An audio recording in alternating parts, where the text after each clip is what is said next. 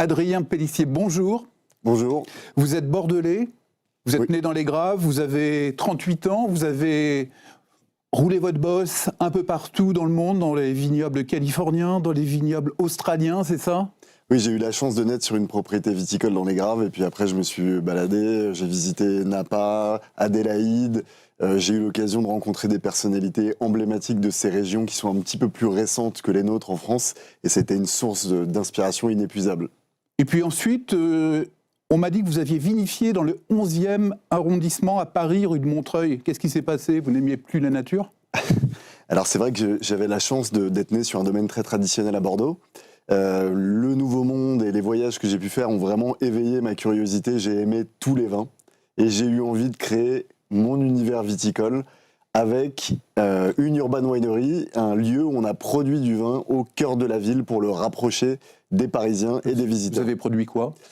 Alors au départ, on a acheté des raisins dans les meilleurs terroirs français et on a vinifié au cœur de la ville différents cépages qui venaient de Bourgogne, de Bordeaux, du Rhône, du Languedoc. Rue de Montreuil. Rue de Montreuil pour faire nos armes et préfigurer l'arrivée d'un projet ambitieux de recréer un domaine viticole au cœur de la plaine de Versailles. Alors oui, on se retrouve là en janvier 2016 et sous pression des pays européens qui sont non producteurs de vin, la législation européenne va autoriser de nouvelles plantations.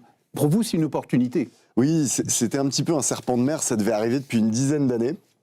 Le fait de sponsoriser la plantation, c'est un petit peu contre-intuitif, et surtout en ce moment pour nous en France, où sur les segments de entrée milieu de gamme, on n'est plus très compétitif, et donc on a plutôt tendance à encourager les viticulteurs à partir à la retraite, avec par exemple des campagnes d'arrachage qui sont sponsorisées à Bordeaux. Mais les pays non producteurs de vin, un petit peu contre l'avis de l'Espagne, l'Italie et la France, ont souhaité bénéficier d'un accompagnement de l'Europe et ont poussé pour qu'on soit soumis à des règles un petit peu moins rigides pour pouvoir planter de la vigne partout. Très bien. Ce qui, dans un contexte de réchauffement climatique qui est installé et qui s'accélère, permet de développer des vignobles dans des nouveaux territoires. Bon, donc vous allez frapper à la porte de la Chambre d'agriculture et du Conseil départemental des Yvelines, c'est ça ? Et Oui, vous leur parlez de votre projet ? Absolument. Là, c'était une période charnière, vraiment. On avait donc ce chai dans le 11e arrondissement. On avait commencé à développer une activité viticole commerciale aussi dans la région.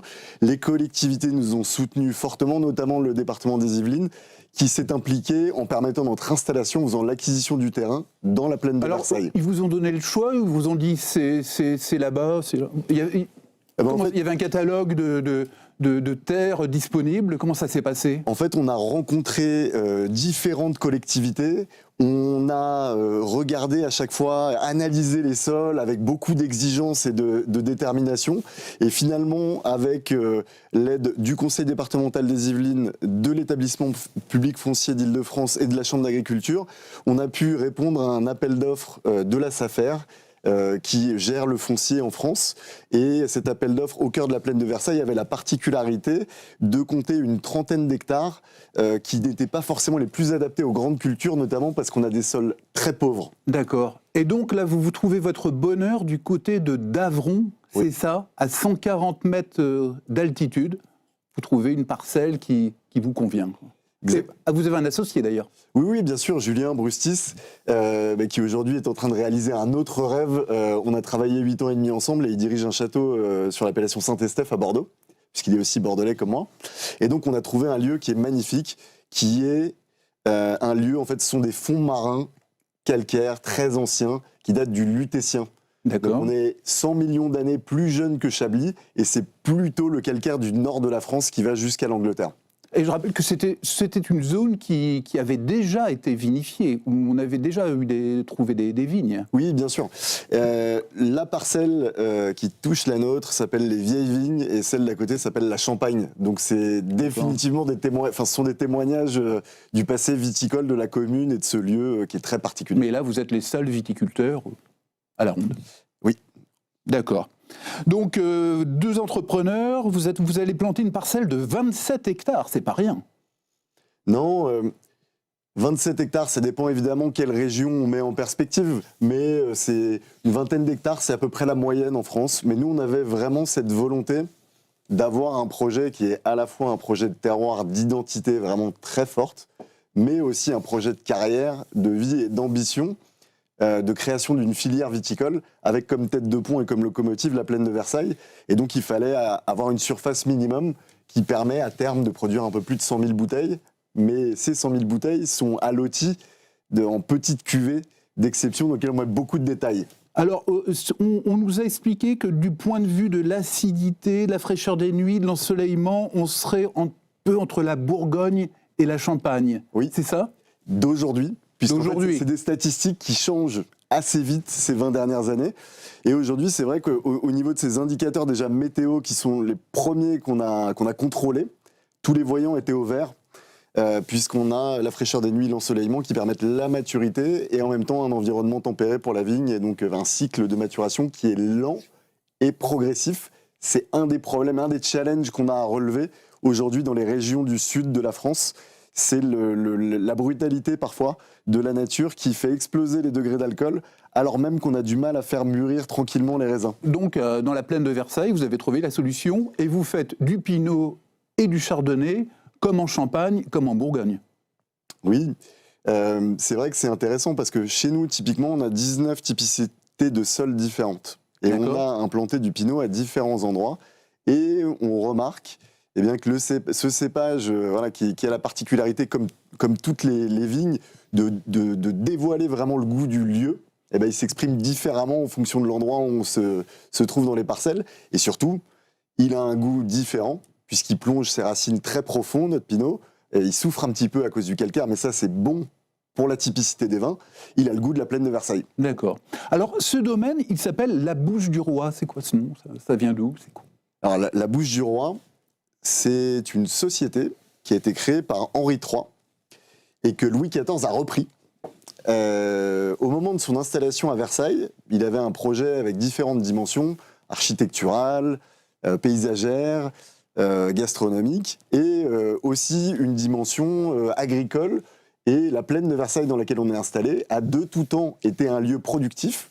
Et il y avait une société qui chapeautait cette production agricole et gastronomique qui s'appelait la Bouche du Roi, au sein de la Maison du Roi, et qui regroupait 2000 professionnels qui avaient un petit peu fait le même trajet que nous, c'est-à-dire venir des régions viticoles comme Bordeaux ou la Bourgogne pour servir les meilleures allocations, conseiller les meilleurs accords mévins, historiquement.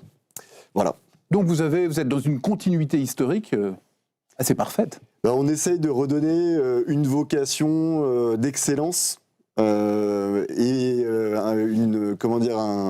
un regard viticole à ce lieu qui a une histoire agricole très ancienne. D'accord. Mais dites-moi, Adrien, en ce moment, c'est assez gonflé de lancer un domaine. On se retrouve dans une situation, on parle de Bordeaux qui est dans une forme économique un peu moyenne. On voit une baisse de la consommation chez les plus jeunes. Bref, le monde viticole connaît quand même quelques soubresauts. Et vous arrivez, vous lancez un domaine dans une zone qui n'est pas viticole, c'est gonflé quand même. Bien sûr, et je suis évidemment très modeste puisque j'ai encore 2 pieds à Bordeaux dans un domaine familial. Je compatis beaucoup pour les gens de la filière, mais les vignerons et globalement la filière, on est des gens extrêmement résilients, extrêmement entreprenants. On s'est toujours relevé de toutes les crises, donc j'ai bon espoir. Et dans mon cas personnel, il y avait une volonté qui est quand même assez ancienne puisque le projet, l'idée à 10 ans, d'anticiper les contraintes liées au réchauffement climatique et la remontée vers le nord des limites de production. Donc d'abord, c'est une justification agronomique et donc on s'inscrit dans le temps long avec une stratégie pour ma part qui va jusqu'au bout de ma vie professionnelle dans une 30aine d'années. Et puis après, commercialement, il y a depuis le début, au cœur de notre démarche, dans le choix des cépages, dans le détail apporté à la vinification, où là on travaille comme dans une manufacture horlogère, il y a l'idée de se différencier par la qualité et par la valorisation de notre savoir-faire avec des mains expertes sur le domaine. Votre vin est déjà reconnu, vous avez eu de bonnes notes, les experts qui ont dégusté la Bouche du Roi l'ont apprécié, donc ça valide en quelque sorte votre choix de vous installer dans cette région. Maintenant, est-ce que vous allez convaincre d'autres vignerons de vous rejoindre ? Parce qu'après tout, ça pourrait devenir un nouveau vignoble français. Bien sûr, mais on n'a pas vocation à être seul. Et d'ailleurs, encore une fois, avec le le concours de la Chambre d'agriculture, on a accompagné le développement de vignobles qui font entre 2 et 5 hectares autour de Rambouillet, qui sont des vignobles, tout comme nous, pionniers de l'IGP Île-de-France, qui a été créé par Civif, l'interprofession dont je suis aujourd'hui membre du bureau. Donc c'est une industrie qui se développe dans la région, avec aujourd'hui à peu près 200 hectares de vignes plantées. Si on calcule sur des rendements qualitatifs d'AOP traditionnels, le potentiel dans quelques années pour les vins de l'IGP Île-de-France est déjà d'à peu près 1 million de bouteilles. D'accord. Et vos vins sont appréciés, encore une fois, on les trouve déjà chez Alain Ducasse, on les trouve dans la grande restauration. Il y a une sorte de fierté parisienne de mettre en avant des vins locaux, non ? Bien sûr, je pense qu'aujourd'hui, le projet et les vins sont suffisamment mûrs, entre guillemets, pour qu'on puisse vraiment avoir un échange avec des gens qui sont exigeants et qui sont des chefs drastiques dans la sélection des produits. Mais évidemment que l'aspect local renforce aussi ce sentiment d'appartenance. Et aujourd'hui, on se rend compte qu'au même titre que d'autres familles, le vin de la plaine de Versailles commence à faire partie de la stratégie de nos plus grands chefs. Et Alain Ducasse, c'est le meilleur exemple. C'est le chef le plus étoilé au monde, donc on est très fiers de l'avoir. Et le deuxième exemple que j'aime beaucoup et qui m'a fait très plaisir cette année, c'est qu'on a pour la première fois de l'histoire de cette jeune appellation mis des vins d'Île-de-France sur la table d'un chef qui a 3 étoiles Michelin. Et c'est pas n'importe où, c'est à New York, chez Thomas Keller, au restaurant mythique qui s'appelle Percé. Donc c'était... voilà, formidable, vous exportez déjà. Ouais. Et vous venez de sortir en plus une cuvée de prestige. Oui. Ça, c'est tout récent, ça a quelques semaines. C'est des têtes de cuvée, en quelque sorte. Vous avez des pinots, des chardonnays, des chenins. Voilà. On a besoin, justement, pour convaincre ces prescripteurs du bien fondé de notre démarche, agronomiquement parlant et qualitativement parlant, de leur montrer le meilleur de notre savoir-faire et de mettre un soin totalement hors norme sur la fabrication de ces cuvées qui sont une sélection des meilleures parcelles du domaine, et notamment les endroits où il y a beaucoup de calcaire, avec une fabrication qui est totalement différente, notamment dans des petits contenants qui sont en céramique, où on fait de la micro-oxygénation. Là, c'est vraiment de l'orfèvrerie, avec l'idée immédiatement de présenter cette filière comme une filière d'excellence au cœur de la plaine de Versailles et qui va normalement éclairer un petit peu la voie pour les futurs vignobles du Nord. Donc le meilleur de l'Île-de-France. En tout cas, c'est ce qu'on essaie de faire tous les jours. Bon, avec quoi on va le déguster, ce vin de la bouche du roi ?